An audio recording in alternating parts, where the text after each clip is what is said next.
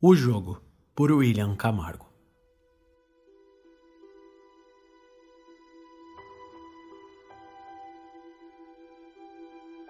Cristina sempre foi uma garota curiosa, mas lhe faltava ímpeto em alguns momentos. Ímpeto que sua amiga Teresa trazia de sobra, e que não havia nenhum em Roberta, a terceira do grupo. As meninas haviam se conhecido ainda no ensino fundamental, e desde então foram um trio inseparável. Desde brincar com bonecas na infância até compartilhar amores platônicos na adolescência. O inverno já havia passado e as férias do final de ano se aproximavam quando os pais de Teresa viajaram para uma casa de campo da família. E agora, aos 17 anos, a garota podia ficar em casa, desde que suas amigas fossem dormir com ela. E aquele encontro era o mais aguardado. Teresa costumava pegar algumas doses de bebida na adega de seu pai para brincar de eu nunca com as amigas. Mas este ano ela havia planejado outra coisa. Uma prima distante passou alguns dias em sua casa e a ensinou como brincar da brincadeira da caneta, que consiste em pegar uma caneta esferográfica, retirar a proteção da parte de trás e recolocá-la com um fio de cabelo. Este fio de cabelo serviria para segurar a caneta, que funcionaria como um pêndulo, ficaria pairando sobre uma folha com algumas informações, como números, letras, sim ou não, e posso entrar e posso sair.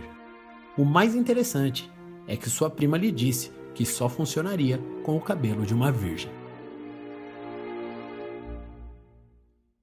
Algumas rezas deveriam ser feitas antes do jogo começar e pronto. Algum espírito apareceria para jogar com elas. Suas vibrações místicas moveriam a caneta, pendurada pelo fio de cabelo, até as letras ou respostas que a entidade quisesse. O grande dia havia chegado e as três meninas se reuniram no quarto de Teresa para iniciarem o jogo. Cristina e Teresa estavam animadas, enquanto Roberta estava apreensiva e um pouco relutante de jogar aquilo. Afinal, seu padrasto fazia parte do conselho da igreja. Mas após muita insistência e uns goles do vinho do pai de Teresa, ela resolveu jogar.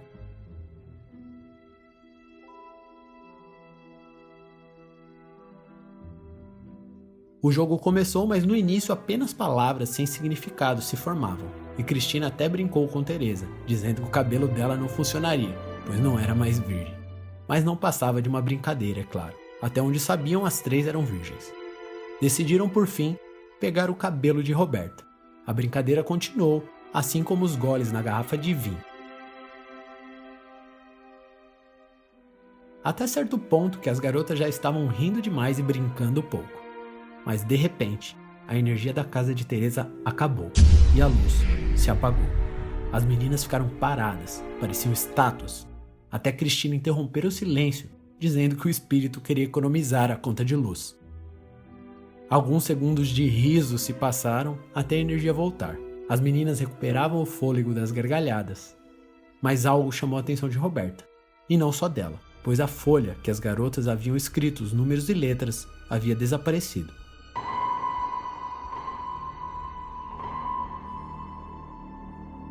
Roberta riu e olhou para Teresa, já esperando-a dizer que havia pegado para brincar. E Teresa olhou da mesma forma para Cristina, que estava tão surpresa quanto suas amigas.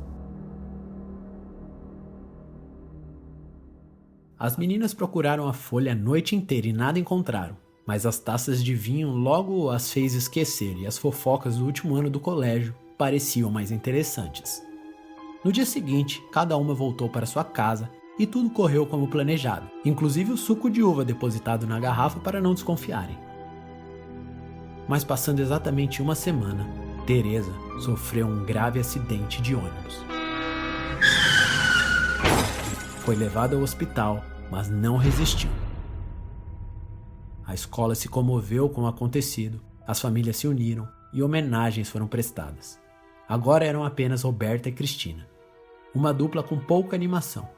As noites de fofoca já não tinham o mesmo entusiasmo, e Roberta quase sempre estava atarefada demais com os deveres da igreja. Já Cristina não parava de pensar naquele jogo. Algo estava incomodando-a. Resolveu dizer aos pais de Teresa que deixou um caderno em seu quarto para ir até lá procurar a maldita folha que sumiu durante aquela noite. Ela entrou no quarto de sua falecida amiga e encontrou, embaixo do tapete, aquela folha. Ela escondeu rapidamente antes mesmo de olhar e saiu da casa. Ao chegar em sua casa, pegou a folha para ver, e havia algo escrito no meio da folha, bem grande, o número 7. Cristina começou a pesquisar em fóruns, comunidades, passou alguns dias presa nisso, até receber mais uma triste notícia. Uma semana após a morte de Teresa, Roberta havia morrido.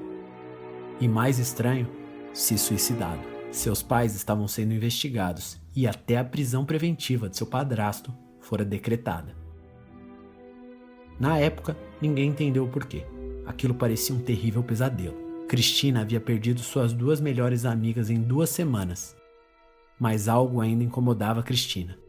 E ela continuou a pesquisar até encontrar em um fórum uma postagem anônima, uma pessoa dizendo como o jogo da caneta funcionava. Segundo a postagem, o cabelo da Virgem era necessário, pois só atrairia espíritos bons. Espíritos que não foram corrompidos por maldade e nem tiveram uma morte violenta. Assim, o jogo não teria perigo. Alguns dias se passaram, até Cristina começar a pensar em outra hipótese. O intervalo entre as mortes havia acontecido exatamente em 7 dias. E a contar da morte de Roberta, faltava apenas um dia para completar mais 7. Foi quando a notícia sobre o padrasto de Roberta foi divulgada. Roberta havia se suicidado com overdose de medicamentos. Mas antes, uma carta de despedida foi escrita por ela, e na carta havia informações sobre um suposto abuso do padrasto. Foi então que Cristina entendeu o motivo da prisão do padrasto da menina. E mais um pensamento lhe ocorreu. Se o fio de cabelo de uma virgem pode atrair espíritos bons, o que o cabelo de Roberta poderia ter feito? E aquele foi o último pensamento que lhe ocorreu, pois um vazamento de gás na casa ao lado ocasionou um grande incêndio, acabando por matá-la asfixiada.